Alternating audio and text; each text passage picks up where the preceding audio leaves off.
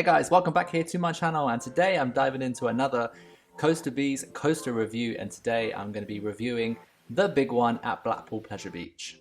If you're new here to my channel, don't forget to hit that subscribe button and also give me a thumbs up if you enjoy my videos. I mostly play theme park games, so check those out, and I do the odd coaster review in between.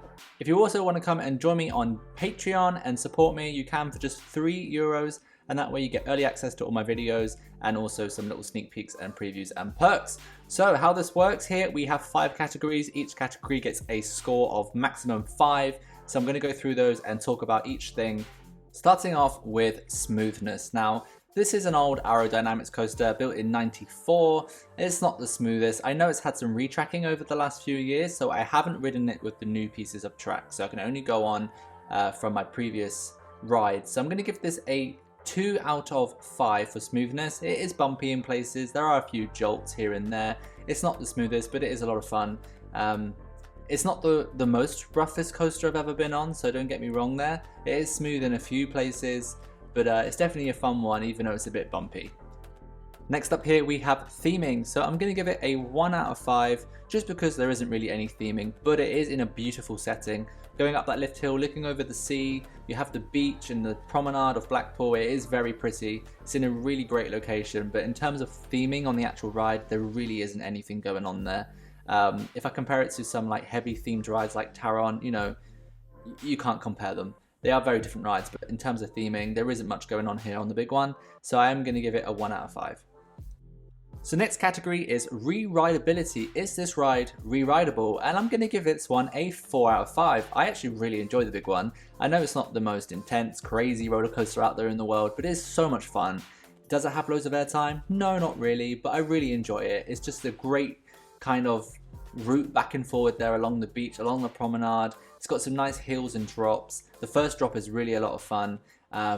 And it's not too intense, and so you can sit on it and go around a few times. Like I said, it's a bit bumpy, but it's not too bad. It is definitely re-rideable. It's a lot of fun, and I could go on this over and over again. I think in my last trip to Blackpool, which was way before Icon was built, I did go on this quite a few times. I did get a few like bumps and bruises on my leg from the jolt on the first drop, but you know, it's still fun. So I definitely give this one like a good 4 out of 5 for re-rideability. Next up, we have comfort. Now, these trains are not the most comfortable in the world. They're okay.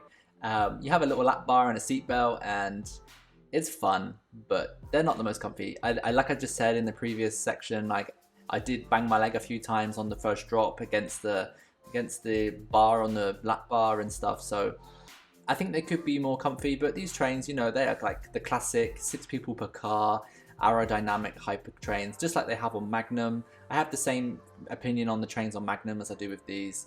They're okay. They've got quite good view. They're quite the overhanging sides over the track. I think at that time in like '94, that was kind of new, like to have the train like wider than the track. So that was kind of cool. But yeah, as an experience in general, I'm going to give this one a 3 out of 5 for comfort. So next up here we have my overall opinion. And I'm just going to talk about the ride. I really like it. I think the ride is a lot of fun.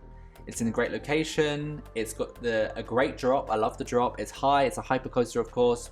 It was the tallest coaster in the world when it opened in 1994. I think it was like the steepest as well, and possibly the fastest. But I have ridden Magnum XL200, and Magnum is so much better than the big one. Magnum actually has airtime, believe it or not, and the big one just really lacks airtime for a hypercoaster, and I can see why it does get the nickname the monorail coaster, but I do really enjoy it. I think it's got some great views. The layout's kind of fun. The second half is kind of more low to the ground with some helixes and dipping through the tunnel into the brake run, etc. And it's got some nice hills and things. Just there's no airtime, but it is fast. It does deliver some good high-speed turns. The drop's fun, and it is just a good ride. I do really like it, so I am going to give this one a 4 out of 5 for my overall opinion. It is great, and for its time, like in the mid-90s, like what a ride for its time, you know. I know that things have been done so much bigger and better now, and things are smoother, and coaster track is made now on a computer rather than Arrow used to do all their coaster bending by hand and stuff. So you can understand why it's a bit bumpy in places, and I can imagine now that some of the track replacement sections that have been done do make this a little bit more of an enjoyable experience. but I think it's an iconic ride. It's classic for Blackpool. The Pleasure Beach wouldn't be the Pleasure Beach without it, and I really do think it's a great ride. If you haven't ridden it, it's definitely one of those classic rides that you should go and ride. So get out there and try and ride it if you can. I know the park is open now, which is great because I know a lot of parks are still closed due to COVID-19. So it's really nice to see these rides operating again. So that leaves the big one with a maximum score of 14 points out of 25. But thank you guys for sticking around and watching another Coaster Bees coaster review. Let me know down below in the comments what you think of the big one, and also let me know what coaster you would like me to review next. If I've ridden it, then I'll review it. And I'll see you all next time here for another episode on my channel, and don't forget to subscribe, and I'll see you all next time. Bye!